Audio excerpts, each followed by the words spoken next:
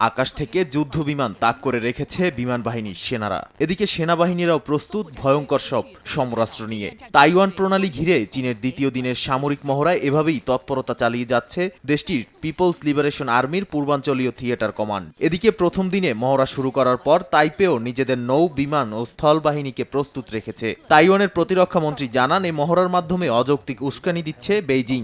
এ মহড়ার মধ্য দিয়ে সম্মিলিতভাবে ক্ষমতা দখল, যৌথ হামলা চালানো এবং গুরুত্বপূর্ণ এলাকা দখল করার শক্তি পরীক্ষা করছে বেইজিং। এক ব্রিফিংয়ে এমনটাই জানান যৌথ কমান্ডের মুখপাত্র লি শি।